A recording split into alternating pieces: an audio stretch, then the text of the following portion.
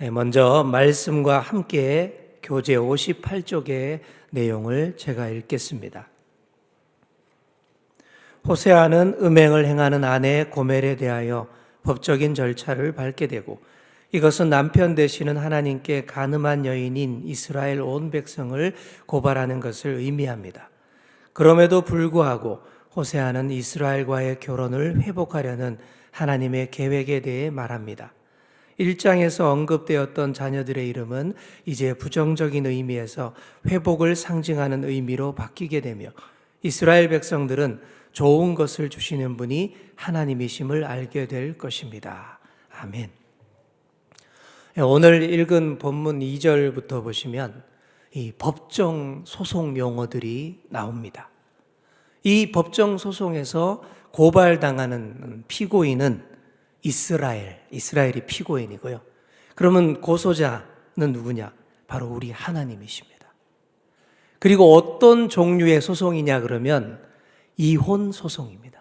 이혼 소송. 요즘 아주 참 많죠. 이혼 소송. 여기 나오는 그 이혼 고발당하는 여인은 바로 이스라엘을 말하는 것이고, 그 남편은 바로 우리 하나님을 상징하는 것입니다. 신실한 남편인 하나님 앞에서 그 아내 되는 이스라엘이 어떻게 했습니까? 이스라엘이 영적 간음에 빠져서 완전히 하나님에게서 멀어지는 상황들을 보여주는 거죠. 그래서 여러분 잘 아시는 대로 이 호세아 선지자가 음란한 여인인 고멜과 결혼을 해서 그 자신의 삶으로, 인생으로, 온 몸으로 그 하나님과 이스라엘과의 관계를 비유적으로 보여주는 것이 호세아서이지 않습니까? 그래서 2절 여기에 보시면 본격적인 그런 얘기들이 등장을 하는 것입니다. 이스라엘 백성들이 영적으로 완전히 바람이 났습니다. 그래서 이방 신들을 좋아라 하고 쫓아다녔습니다. 신실한 남편 하나님 대신에 막 저기 이웃에 나쁜 남자에게 눈독을 들이는 거죠. 바알이라는 그 가나안의 대표적인 그런 이방신을 죽어라 쫓아다니고, 가나안의 음란한 축제들에 열정적으로 참여하고 그랬습니다. 원래 이스라엘을 건지시고 애굽에서 빼내시고 친백성 삼으신 분이 바로 우리 하나님입니다. 풍성한 열매를 주시고 수많은 좋은 복들을 다 주신 분이 우리 하나님이십니다. 그런데 이스라엘이 자신들이 받았던 그 풍성한 복과 은혜에 대한 감사를 그 하나님께 드리지 않고 엉뚱한 데에다가 다 갖다 바치는 거예요. 좋은 것 다 받아놓고는 그것을 엉뚱한 바알에게 갖다 바칩니다.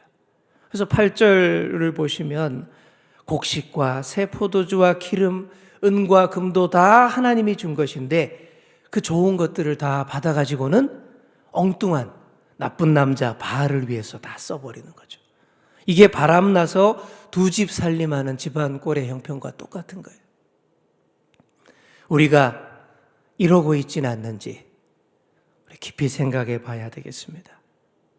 그래서 하나님께서 이혼 소송을 들고 나오신 거예요. 그런데 이혼 소송이긴 하지만 이혼이 최종 목적은 아닙니다. 우리 헤어져, 이제 끝내, 이런 게 아니라, 이혼 서류에 도장 꽝 찍는 게 목적이 아니라 그 아내의 잘못된 행실을 바로 잡아서 부부 관계를 다시 바로 세우기를 원하는 것. 이게 목적입니다. 관계가 바로 되는 것. 그래서 과거에 처음 연애하던 시절처럼 회복되기를 간절히 원하는 거예요. 정말 간절히 원합니다. 관계를 지키기 위해서 우리 하나님이 얼마나 땀 흘리시는지 몰라요. 우리는 엉뚱한 사람을 찾아 헤매고 싸돌아다니는 고멜과 같은데, 우리 하나님은 그런 고멜을 어떻게 하든 바로 잡아서 집안 꼴 되게 하려는 아주 신실하고 우직한 그런 남편의 모습입니다. 그 열심이 본문에 드러나는 거예요. 6절 말씀을 보시면 잘못 가려는 우리의 정욕의 길을 하나님이 어떻게 합니까? 가시로 그 길을 막는다라고 되어 있어요. 못 가게. 또 담을 막 쌓아 올려서 우리가 그 잘못된 길을 찾아가지 못하게 하신다라는 거죠. 얼마나 눈물겨운 노력인지 모릅니다. 그래서 이 결혼이 파경으로 끝나지 않습니다. 하나님과 백성 사이의 영적 결혼 관계는 절대 이혼으로 끝나지 않습니다. 계속 유지될 것입니다. 물론 그러기 위해서 일단 따끔한 징계가 필요합니다. 당장 도장 꽝 찍지는 않는 대신에 바람난 그 여인에게 시련을 줍니다. 정신 차리게 해야 되잖아요. 그래서 영적 간음에 미쳐있던 이스라엘이 아수르라고 하는 아주 굉장히 포악한 그런 남정네를 만나게 합니다. 그 사나운 나라를 만나서 아주 호되게 얻어맞습니다. 좋은 거 다 뺏깁니다. 하나님이 허락하셨던 복들을 아수르에게 다 뺏깁니다. 그렇게 따끔하게 벌 주시면서 그런데 또 한편으로 또 이러십니다. 14절과 15절을 보십시오. 우리 14절과 15절 말씀을 같이 읽겠습니다. 시작. 그러므로 보라, 내가 그를 타일러 거친 들로 데리고 가서 말로 위로하고 거기서 비로소 그의 포도원을 그에게 주고 아굴 골짜기로 소망의 문을 삼아주리니 그가 거기서 응대하기를 어렸을 때와 애굽 땅에서 올라오던 날과 같이 하리라. 아멘. 얻어 터지고 또 터져서 아주 박살이 난 이스라엘을 다시 위로하시고 회복의 약속을 주시는 것입니다. 물질적인 회복도 허락하시고 또 처음처럼 하나님을 섬길 수 있도록 내적인 변화도 주신다라는 것입니다. 그러니까 우리 자신의 내적인 변화와 회복도 우리가 잘나서 또 우리 의지로 다 되는 게 아니라는 얘기입니다. 하나님의 눈물 어리고 피땀 어린 열심이 우리를 변화시키는 줄 믿습니다. 그렇게 하나님이 우리를 기어코 바로 세워 놓으십니다. 그래 놓고는 16절과 같이 말씀합니다. 그날에 네가 나를 내 남편이라 일컫고 다시는 내 바알이라 일컫지 아니하리라. 내 기어코 너에게 오로지 나 하나님만을 사랑할 남편으로 고백하게 하겠다. 음란하고 엉뚱한 바알 같은 것 다 버리게 하시겠다라는 그런 말씀입니다. 이런 의지가 19절, 20절에서 더 명확하게 나타납니다. 우리 19절과 20절도 우리 같이 한번 읽어보겠습니다. 시작. 내가 네게 장가들어 영원히 살되 공의와 정의와 은총과 긍휼이 여김으로 네게 장가들며 진실함으로 네게 장가들리니 내가 여호와를 알리라. 아멘. 여러분 이거 보십시오. 우리 하나님의 우직한 고백이 이런 거예요.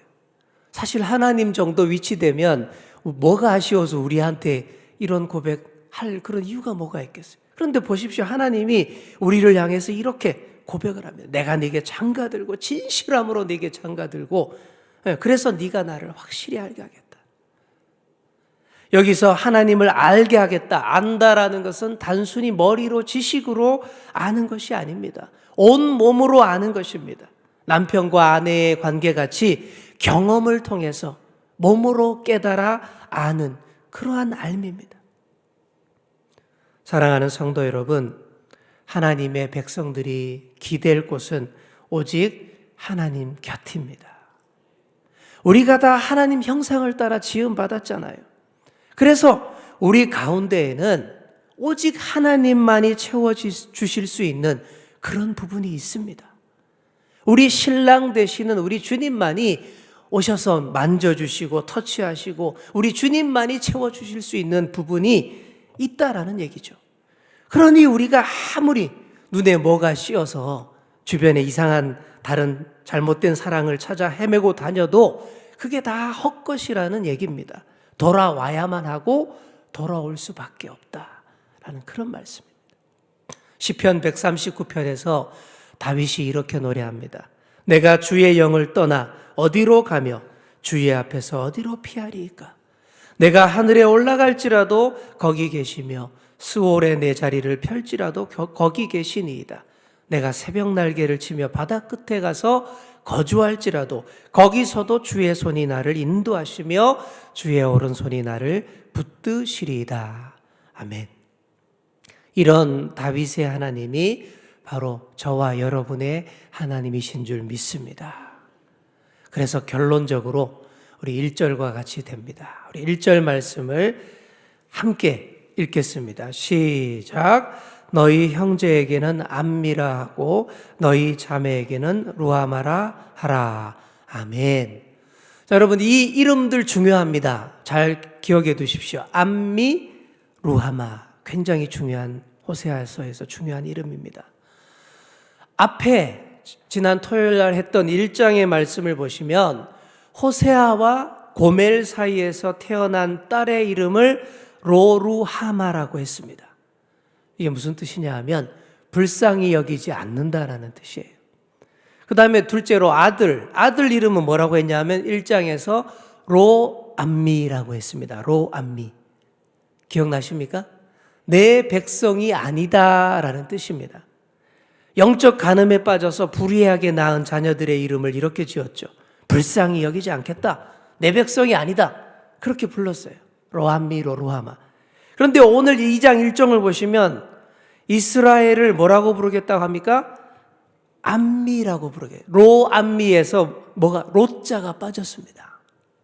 히브리어에서 이 로가 뭐뭐 아니다라는 뜻이에요.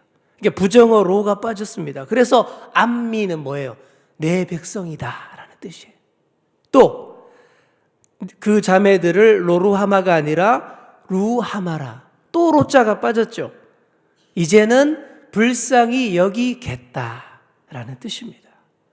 여기서 중요한 한 가지를 발견할 수 있습니다. 분명 이스라엘 백성들은 현재 하나님을 떠나서 바알 숭배에 빠져 있는 상태입니다.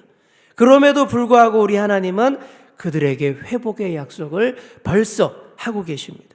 이게 무슨 말씀이겠습니까? 이스라엘의 회복은 앞으로 미래에 있겠지만 그 회복에 대한 하나님의 약속은 지금 현재 준다라는 것입니다. 사람은 현재 자신의 상황과 형편이 좋지 않으면 앞날을 내다보며 소망을 가지기 참 힘듭니다. 그게 우리 인간의 한계예요. 그래서 우리 하나님이 이렇게 하십니다. 약속의 말씀을 미리 주십니다. 이스라엘의 행위로만 보면 이들은 완전히 로암미, 로루하마입니다. 결코 암미나 루하마가 될 수 없죠. 그런데 하나님은 이들을 가리키면서 내 백성이다. 불쌍히 여겨줄게.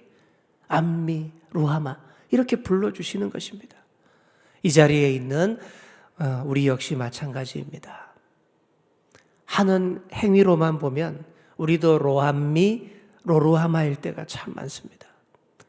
하지만 신실한 신랑 되시는 주님께서 언약의 말씀을 통해서 우리를 암미와 루하마로 불러주셨습니다. 로마서 5장 8절에 보시면 이렇게 증거하지 않습니까? 우리가 아직 죄인 되었을 때에 그리스도께서 우리를 위하여 죽으심으로 하나님께서 우리에 대한 자기의 사랑을 확증하셨느니라. 우리가 아직 죄인 되었을 때, 우리가 아직 로암미, 로루하마였을 때 그리스도께서 우리를 위하여 목숨을 내놓으시고 우리를 암미와 루하마로 불러주셨다라는 말씀입니다. 그렇다면 우리가 어떻게 해야 되겠습니까? 오늘 23절 제일 마지막 구절에 보시면 이런 고백이 나와야 되지 않겠습니까? 주는 내 하나님이시라.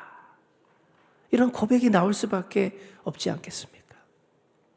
이제 말씀을 맺습니다. 사랑하는 성도 여러분, 못난 고멜 같은 저에게 굳이 이런 나에게 장가들겠다고 우직하리만큼 선포하시며 다가오시는 신실한 주님 앞에서 더 이상 엉뚱하고 나쁘고 잘못된 사랑을 쫓아가는 고멜 같은 자들 되지 않기를 원합니다. 끝까지 주님 백성으로 불러주시며 긍휼히 여기시는 신랑 되시는 주님, 바로 그 곁에서 영원토록 달콤한 신혼을 보내시는 그런 저와 여러분 다 될 수 있기를 간절히 축원합니다. 아멘.